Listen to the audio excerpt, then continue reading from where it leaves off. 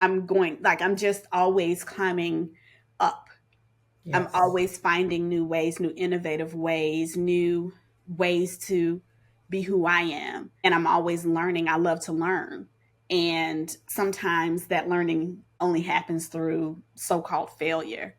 Um, and so I guess to sum up, what my advice might be is just listen to God, trust what He's put in you, and fail fast and hard so you can get right back up and keep going. Carlisa Neal is a high end photographer and the host of Seen and Heard, a podcast for Black women living boundless lives. She has spent years as an entrepreneur celebrating the beauty, the strength, and the resilience of Black women through her lens. Her podcast is an extension of her passion for storytelling and her commitment to highlighting the incredible journeys of Black women who defy societal norms and live authentically.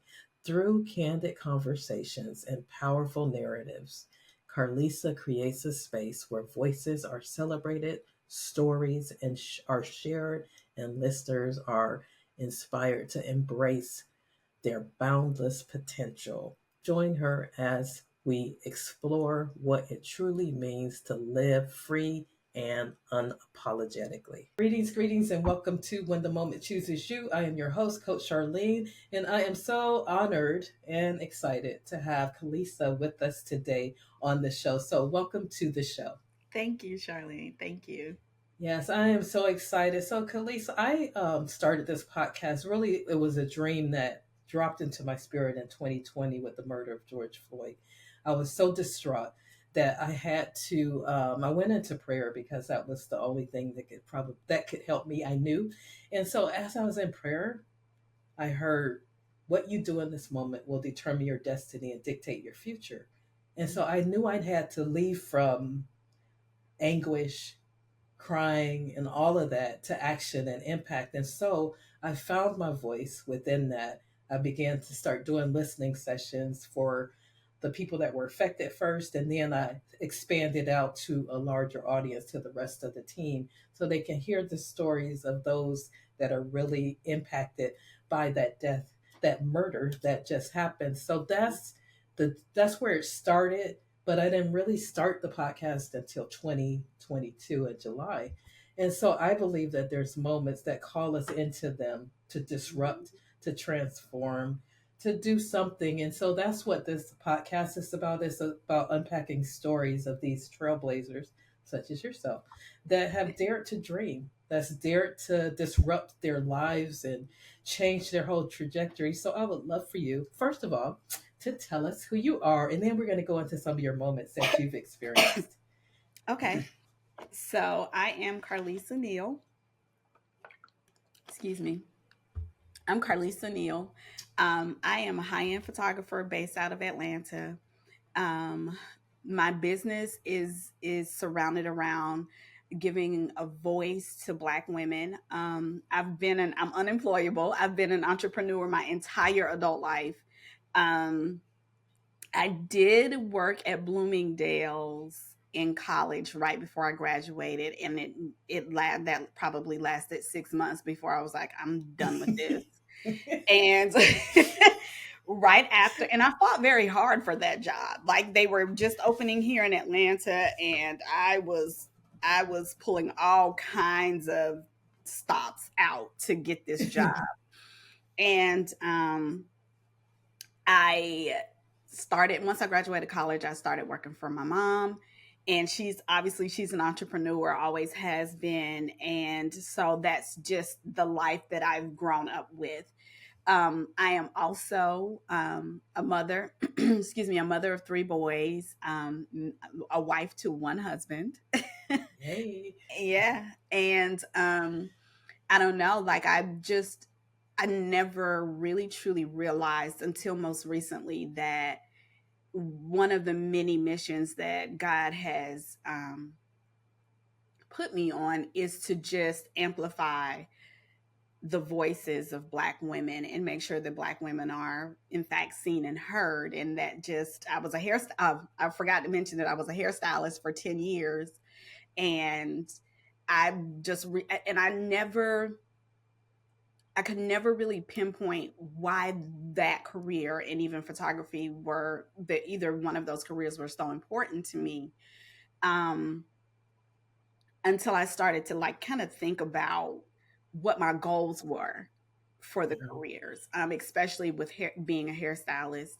I was a hairstylist starting in 2000. I really started in high school, but it didn't seem like it was a fit for me at that time. And in 2005, I started. Um, being a hairstylist professionally. I was licensed by that time. And I, the goal, we were Black women in Atlanta. We were starting to wear our hair natural, but wearing it pressed out. And there was a lot that went with that. There Yeah. was, if you're a Black woman and you've pressed your hair out or you stop wearing relaxers, one of the main issues is that your hair will swell in humidity, and Right. you walking around with an unintentional afro. It's half afro, Yes. it's half straight, it could be a whole lot of things. And it was I wanted to create a movement for women to be who they were and comfortable with that, and that their hair, while hair is important, it's important to me. I just wanted to. I can say this. My clients would say, but my hair is gonna swell, and I would say, and you will live, because your mission is bigger than swollen hair. And not only that, if you sit next to your sister at a conference or at a dinner and her hair is swollen, now you two are like, you're bonded, and you have a commonality that maybe you would not have known that you had. And that's an icebreaker. You just never know. And so, Right.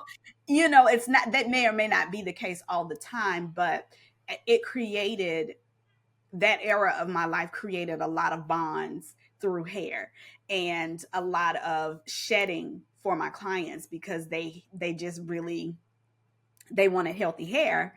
They didn't want to relax their hair anymore. And so I was the woman for the job, and they just sort of had to sit in whatever it was, that moment, those moments that they had to sit in order to get past that insecurity.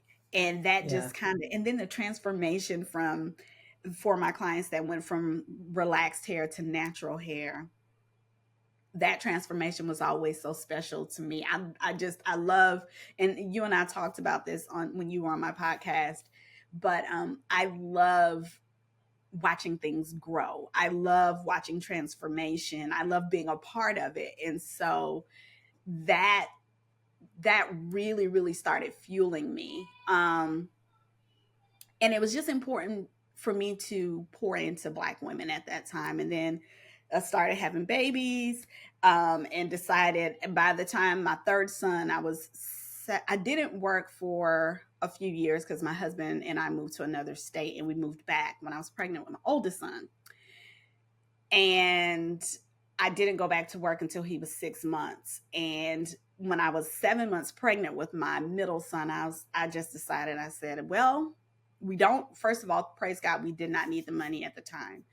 Um, and I wasn't sure, but I kind of knew we would have a third baby. And Yeah. because I had already left to move to the other state and came back, and leaving for maternity leave, which I enjoy being a mom. I enjoy the newborn and the baby phase. I just knew I would rather had been a stay at home mom for that time. And plus, I had already started my photography business, so that was like a part time side hustle kind of gig for me at that time.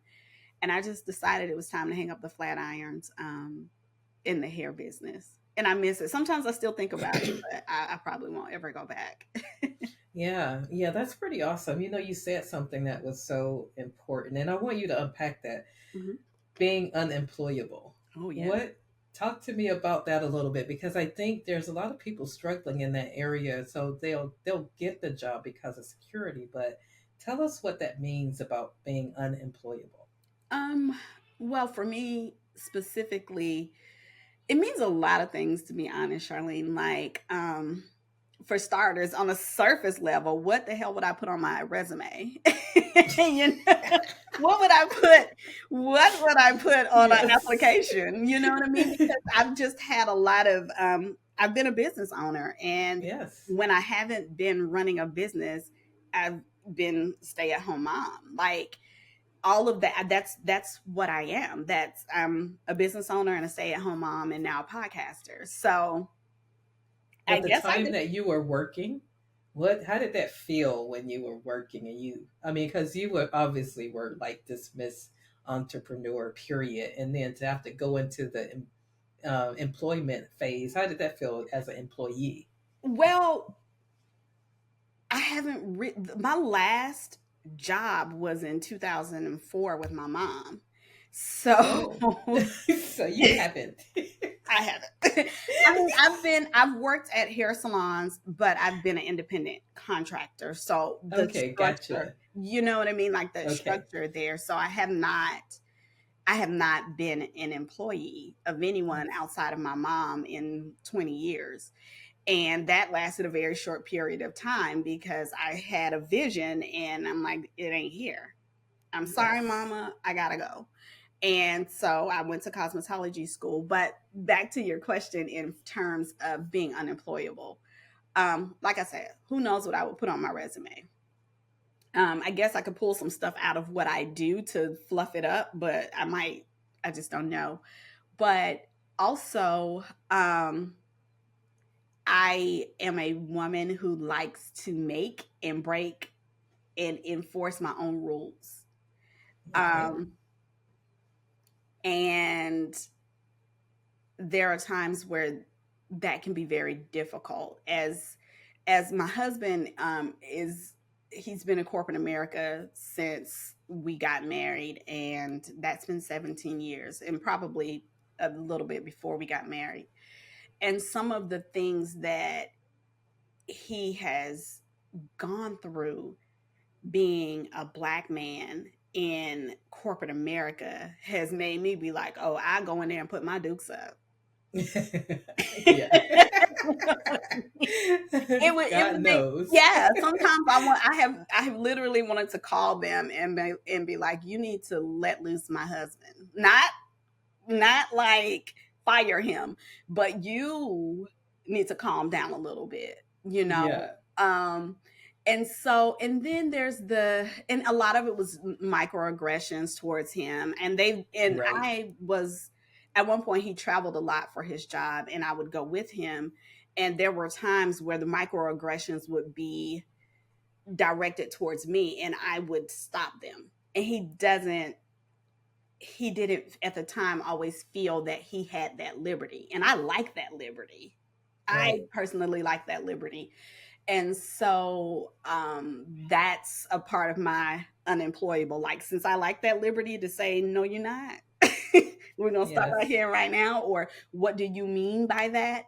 Or, just giving pushback when in places where it's not expected, even though it's necessary. Um, that's a part of But my. you could Go ahead. but you can see the difference though. Like you had the freedom already Yeah. as an entrepreneur, and Yeah. as being in corporate America is a little bit different because of the fear of retaliation and things like that. When you finally like step up and do what you need to do, then it's like, oh man, yeah, you're getting called in. You know what Yeah. I'm saying? Like you had And you that don't know freedom, what so they're calling it. Yeah. it was easier to disrupt that Hmm. versus someone that was like him, like, okay, I got to be careful, I can't say this, I can't say that. So that's so awesome that I mean, just seeing the partnering that you guys have, that you were able to say no, I'm not accepting this, because it Yeah. actually demonstrated how it's supposed to be done actually. And honestly, it ended up being there was a situation at one of the corporations that he worked for, and it was racially fueled, and um he there were claims being made, and by a few black employees, and he was called in and asked about it. And it wasn't just the black employees. There were also some other non-white employees that were being asked and interviewed about the office morale around racial tensions. And he went in and he was very he called it very neutral. He stated what he needed to state. The answers, if the answer was yes, the answer was yes. If the answer was no, the answer was no. Didn't really expand a whole lot on that situation. And that evening, he said, I should have told them about X, Y, and Z situation. Yeah. And I said, I think you should go back and tell them. Because if you're losing sleep, if you lose sleep over not saying anything tonight, that means you need to go back and say something tomorrow. And he did.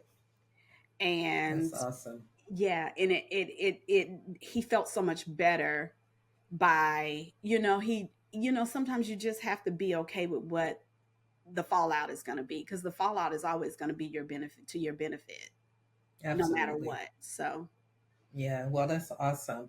So let me ask you a question. So, as far as moments, I'm wondering what made you think about photography in particular? I thought that was very interesting. I actually looked at your work. I was Googling you yesterday, and oh my God, I saw this book that you created of this young woman that I think she's totally bald, mhm. but it is the most beautiful thing that I have seen. So talk to me about your moment in photography and why photography.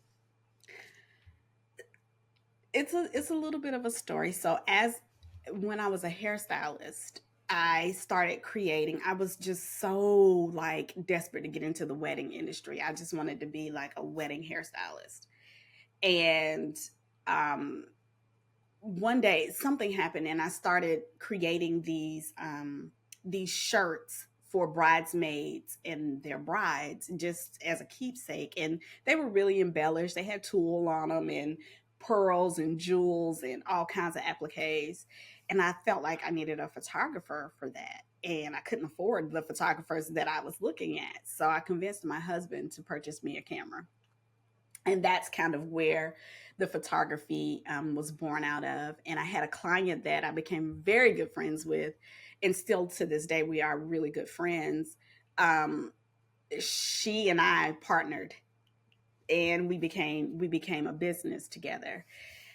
She moved to South Korea to teach, and I was kind of on my own, but I knew that 9 times out of 10, my client base would be Black women, because it was just a continuation of the mission that I had Yes. as a hairstylist. And it never bothered me to work with anyone else. I just wanted to be sure that Black women had a safe space with me, and they felt that and they Yes. understood that. And as time progressed, I decided that I wanted to give my clients more. And I started going from digitals and, what were they? USB drives, things like that. I wanted something tangible, something to remember, that for my clients to look at and remember, I am that girl. I always Yeah. have been, I always will be. And that's kind of how I offer prints. I offer the books. I offer wall art, and all of it is very high end. It's heirloom. It's heirloom because it's not just for them. It's also for the generations after them. One of the things that I miss the most about my grandmothers is seeing their faces. And I have a handful of photos of them, and I mean I literally cry when I see them, and sometimes I smell them, because I just feel like if I can maybe grasp them a little bit tighter, if I can, that sense of memory of the smell of your grandmother. You never For me, Yeah. I've never lost that. And so I know that they left a legacy. I know that they had very hard lives, And while for for a lot of people, especially my client base, life is a lot easier in a lot of ways for them than it was for my grandmothers, and Right. prayerfully the generations after them, their lives will be even easier than theirs.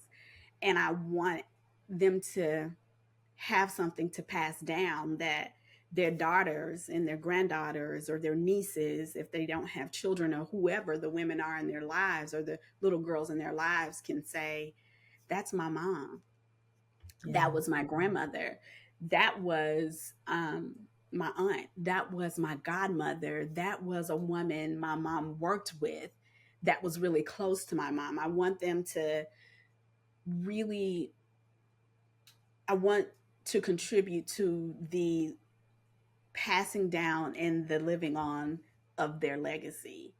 Um, Yeah. Yeah, it was so beautiful. I looked at, I think it was Instagram, and you were opening the pages, and I was like, oh yeah, my God, this is so beautiful. I mean, imagine if I could have had that of my mom, yeah, because then I could still have things to look at with her. yeah. That was, I mean, it was just beautiful. I want one. I'm going to put a little clip in here so people can see it, because it is amazing. And I am coming to Atlanta for a Yay, photo shoot for you, because you are the bomb. thank you. You know, that woman is actually my cousin, Charlene, and um, her mother and I were. She's my her mom and my dad are brother and sister, and her mother and I were very close.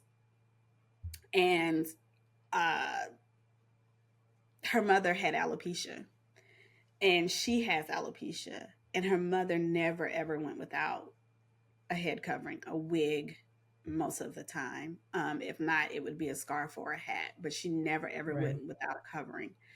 And my cousin decided that she was no longer going to wear wigs. That's And powerful.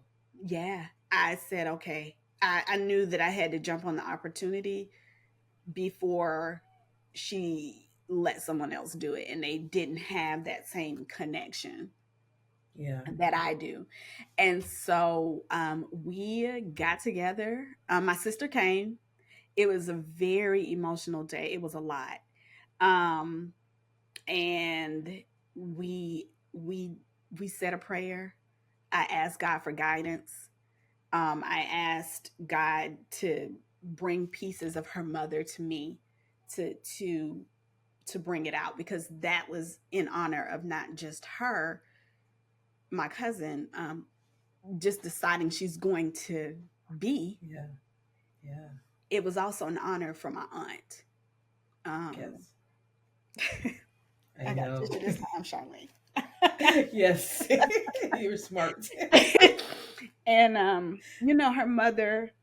The day I found out that my maternal grandmother had passed away, who I was beyond close to, her mother, they had moved here from New York, and her mother, I was at her mother's restaurant, and my sister called me when I was getting my food, and I lost it.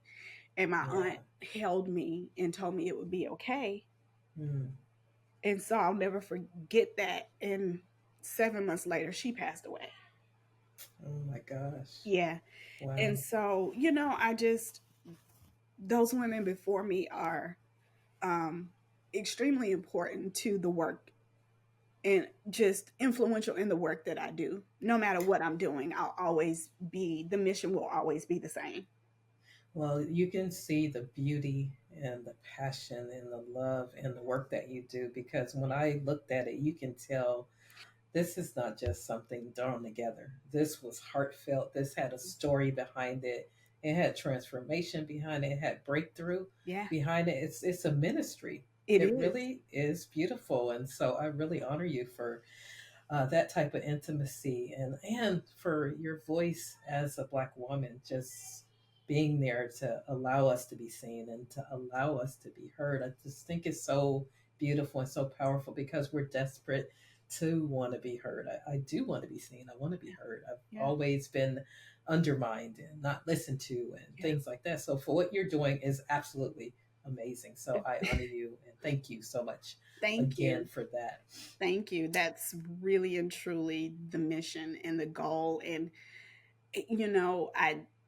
I create a space of intimacy with all of my clients. It's a process. There's not a you can't we don't just you don't call me and say, "Hey, can we meet on Saturday and do this photo shoot?" No, we're going through at least a 4 to 6 week process because I want to know you. I want to Yeah. know where you're vulnerable. I want to know where you feel strong. I want to know these things because that is so helpful in my process in bringing that voice. I talked to you, I think, about before about the little girl inside that is, she's mature now and not as, she's just as fearless as she was at 10 or younger before the world Yes. tells you you are you need to be, before you realize the world is dismissive, and before you realize that you are in fact a black woman and what that actually means for you moving forward in life. You're fearless. I know I was a very fearless little girl. I know that to be a fact. And so I'm always sort of asking her what to do. And she answers, and that's exactly, and I can see that in the eyes of my clients. Like they are itching and they're like kind of, they choose me because they want that. They want to be seen that way. That's what I was going to say because I think about like the little girl in me. I was extremely shy. Like I hated like being around people. I was just like really almost like a hermit Yeah. in a sense. And so when you say that, I can see the draw Hmm. to you, this fearless girl that's been fearless all her life. So you help pull that Hmm. out of the Black women that you're dealing with. So that's beautiful, and that Thank is you. so needed. Thank you. So I'm excited. I can't wait to get there to Me either. do That's me a gonna be so little much photo shoot. fun. It's gonna be so Yes. much fun. So Kalisa, why don't we dig into? Thank you for sharing that powerful. I call it a caring moment. That was beautiful. Absolutely. So tell me about barriers that you face. I know there's probably a lot of different barriers, but if someone wants to birth a dream, Hmm. like what would you say to them right now? Because you have that entrepreneurial spirit, you have it going on, and so what if there's someone out there, and that they're struggling? They are kind of between. They're like, okay, I got to do something different. I feel like I'm stuck. I do have this dream in my heart, but I just don't know what to do. What type of advice could you give that person? Um, I, I think the first bit of advice is to really ask God um what to do, um, how to do it, um, and do it. Like literally, like you, it's difficult, but we have to kind of push away the overthinking. Sometimes you just have to do without thinking at all and be okay with what what actually comes out in the end. Nothing is perfect. You are No one is perfect. You are the dig into the idea that you want it to look and be and present, and you want it to be a certain way, and honor that, because just knowing what you know about yourself and your vision, that's enough. Yeah. And if you are um if you understand that, and you understand your vision, then all of the goals and all of everything that you're leading yourself to, or God is leading you to rather, it's going to fall into place. You don't learn without failing first. That's right. You just don't. And I'm not by any means suggesting that we go into things and do the self-sabotaging kinds of things, because that's not failure, that's just self-sabotage. But Exactly. like we were talking earlier, the mistakes that we've even made as new podcasters, I mean, it is what it is. I mean, I'm still living. I'm okay. You know what I Yeah. mean? Now I know not to do that again. And I also know that I know that I always want to ensure that things are elevated. And it doesn't matter if I start at the top once, once. It doesn't matter if my audience sees me at the top, they won't know whether it's the top or not. Only Right. I know that. And I know that whatever that top is today, in 30 days, it's going to be something else. I'm just always climbing up. I'm Yes. always finding new ways, new innovative ways, new ways to be who I am. And I'm always learning. I love to learn. And sometimes that learning only happens through so called failure. Um, and so I guess to sum up, what my advice might be is just listen to God, trust what He's put in you, and fail fast and hard so you can get right back up and keep going. That's awesome. That really is. Um, I'm wondering, what do you think would be your biggest lesson Mm. that you've learned? I mean, I know you probably got tons of them, Mhm. but just as an entrepreneur in particular, what would be your biggest lesson learned? And it could be more than one. Ooh, my biggest lesson learned as an entrepreneur. Ooh, uh, be myself. Ooh, Yeah, be myself. Nobody else matters. It doesn't matter what anyone else is doing. It doesn't matter what anyone else thinks. Um, you are your own. I'm my own competition, and I truly have learned that. that is so good. Yeah, I've learned that over the last, especially in the photography industry. I've learned that because you see more of other people's work than you do, especially with social media now. You see more of other people's work as a photographer than I did as a hairstylist. The work that I saw was mainly contained in the buildings that I worked in, Right. and that was camaraderie, that was love. We were learning from each other. We were family, and to this day I'm still family with a lot of the people that I've worked with, and I've learned so much from them. And the photography industry is a little bit different in that I don't it can be lonely, and there's you have to sort of seek out your camaraderie because you're not in a co-working space, so to speak. Right. And so you have to find your people, and there's so many people that they start photography as a side hustle, and so it becomes this thing that they covet and that they want to protect, and that they think they think you're stealing from them. They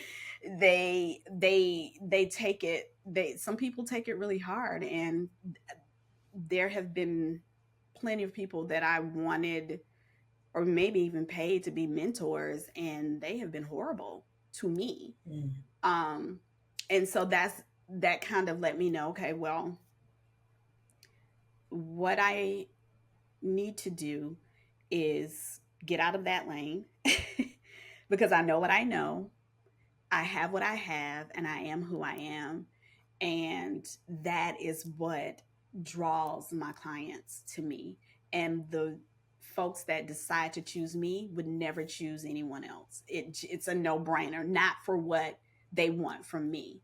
If they want a different type of photographer for whatever project they're working on, they're going to get that.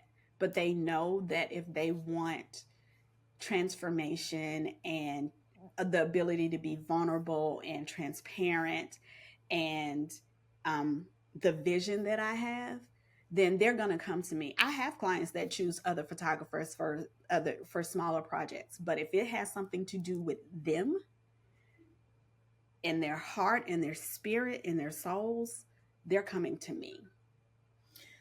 Yeah, that is pretty powerful. So, what I heard, I really love what you said about your competition is you, Hmm. because so many people look at social media or whatever, and then they start getting this, that inner chatter starts talking to you, Hmm. man, you're not as good as, and all of that self-doubt and stuff like that starts coming in. So I really love that, because you really are saying that you are your own brand, Hmm. and people trust your brand, and that's why they come to you. So that's really powerful, actually, if you really think about it, because what I'm also hearing in some other words is that you have a unique fingerprint that nobody else has, That's right. and those people that are drawn toward you on purpose, because of your heart and your vision of what you do for Black women in particular. So yeah, that's extremely powerful. If you can, girl, if people can like really get that and like stop the competition, that's like a waste of energy, first It of is. all. And to actually, I mean, because you are, I mean, you are shining in your space of what you're doing. Because when I even saw the book, I was like, okay, have I ever seen this before? I really hadn't. This, I mean, I was like, wow. I mean, I've seen some before, but I mean, Yeah. it was very special. And so, man, I could probably talk to you all day, Right. but I want to, I want to dig into some of those wisdom gems. I always ask my guests if they can give the audience three wisdom gems on. I'm not even gonna close it off. So whatever wisdom that you can share with the audience to encourage or to inspire them, I would love for you to release that to them. Okay. Let me take a sip of water because Yeah, go right ahead. um in terms of wisdom, just in It could be like everyday life, entrepreneurship, whatever is on your heart right now to give to the people. um for everyday life, um I think it's twofold. First of all, start a business, because if you want to know about yourself, if Mm, you want to know how tough you are, if you want to know how resilient you are, if you want to hear from God, start a business and start it wow. today. and and and whatever that idea is, whatever you've been wanting to do it. Um, because we talked about it before. I am a big proponent of giving birth and letting the flow be the flow, and um, giving. I'm a huge advocate for giving birth naturally, right? Yeah. Um, and so that same, it's different, but I can kind of pinpoint the same thing God's telling me in those moments when it gets hard. Um, it's not over just because it's hard. You know what I That's right. mean? That's good. Yeah, and then even when it's over, that doesn't mean that the heart is gone. You know what I mean? Like it's always going to have its ebbs and flows. It's pushing through, it's prayer, it's opening up and releasing. That's what I can say across the board. Being a business owner, giving birth, and being a wife. Those are probably those three things in my life have definitely, and really also personal growth. It's Yeah. it's definitely opening up and releasing. Um Yes. and just those you're gonna make me cry again. those uh those low groans that they talk Mm, about, Yes. in the Bible. Those groans that I believe there's a passage I can't remember, but they talk about how well what I envision the interceding is for me is just this Mhm. low groan. And so sometimes you got to get really, really, really, really low. You got to get in the dirt. Not low as in low blows, not low as in hurting anyone, but sometimes you have to get to the dirt. You got to push stuff out of the way, get your hands in the dirt and feel the soil and put your feet in the dirt and wiggle your toes to get grounded and to get fertilized and to grow and you water yourself. Um, and you don't always know that that's what it's going to take, but you realize, hopefully, you realize it when you are no longer, when you're tired enough. And my goal for myself, and I always talk about this, and I'd like for the audience that's listening to this to my biggest exercise is distance. I always think of things in distance and I like to shorten the distance from the nudges God gives me to the action that I take. So, Yes. yeah. That's And good. sometimes it's not that easy. It took me probably maybe I think it was maybe 2 or 3 years to create a podcast. Um, and I wish I'd have done it sooner. I'm a woman who has dealt with infertility. My very first pregnancy was an ectopic pregnancy, and it took me 6 years to get pregnant after that. And we tried fertility treatments. My heart was not there, um, so I stopped.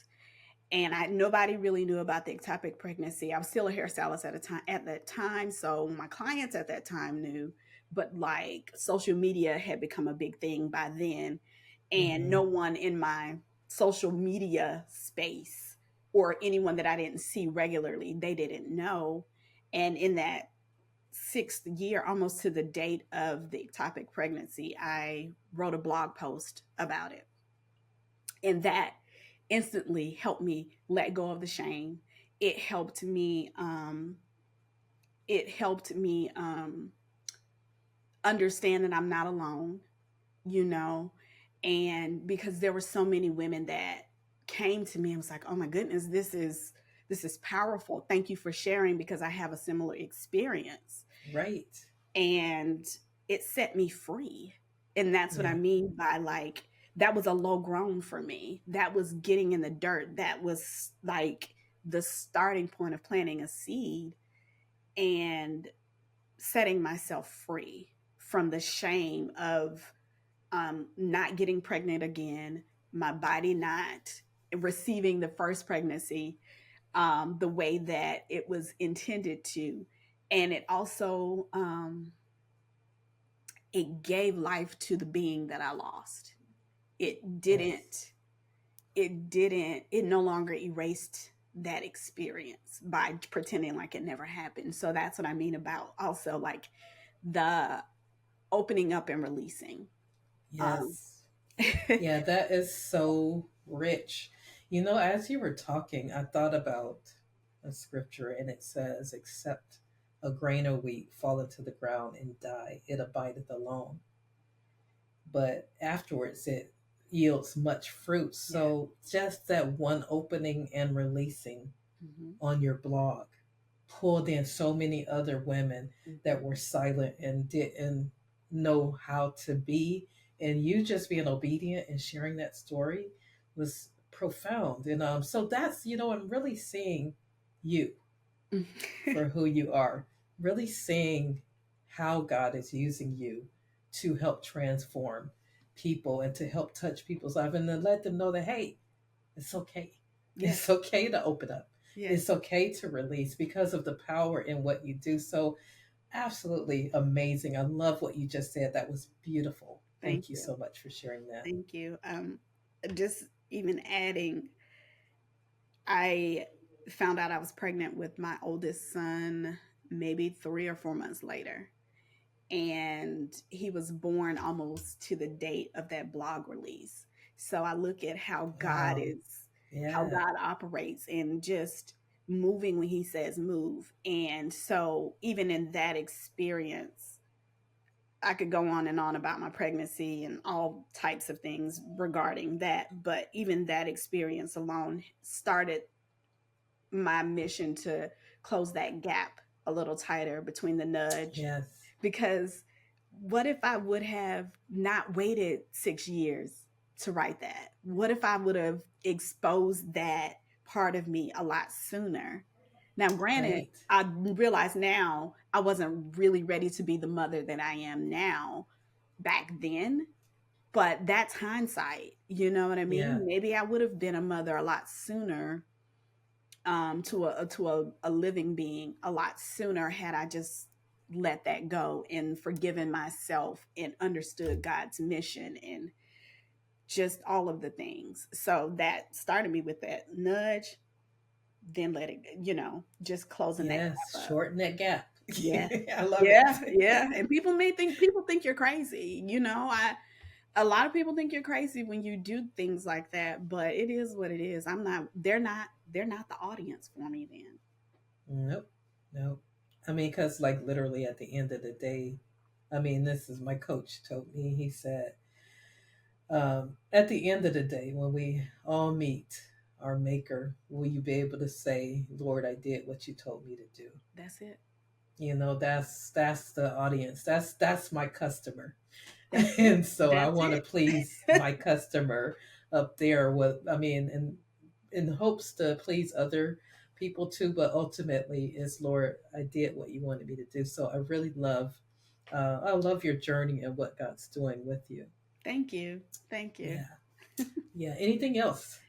Um,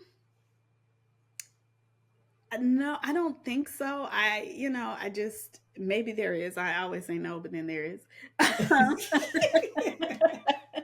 Just I think the overarching theme is just don't be afraid. There's Yes. really coming from someone who has anxiety on small things. um the big things that really really matter, that move the needle in your life and pull you closer to God, those are the things that we can't be afraid of, because he's always going to make sure we soar, even when it feels like we're soaring. We're soaring always. That's right. Yeah, and it reminds me. I'm always reminded of so many different things when you're talking because my spirit just stirs when you're talking. But the journey to obedience is terrifying, Oh, but you have to go anyway.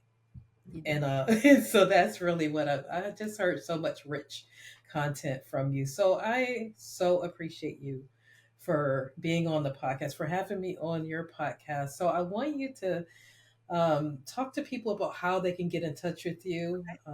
Tell them about your podcast, and also whatever you want to tell them about any events that you have coming up or how to get in touch with you. I'll make sure I put them down in the description. Okay.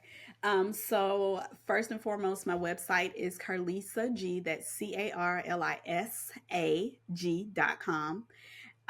My Instagram for my photography work, which is kind of bleeding into more podcast work because I'm sharing it. But my photography work is Carlisa Neal, and that's on TikTok, Instagram, and Threads. My podcast is Seen and Heard with Carlisa on Instagram and on Threads. Uh, yeah, I think, and you can always reach me at hello@carlisag.com. And I think that's it. I think those are all the Yeah. places.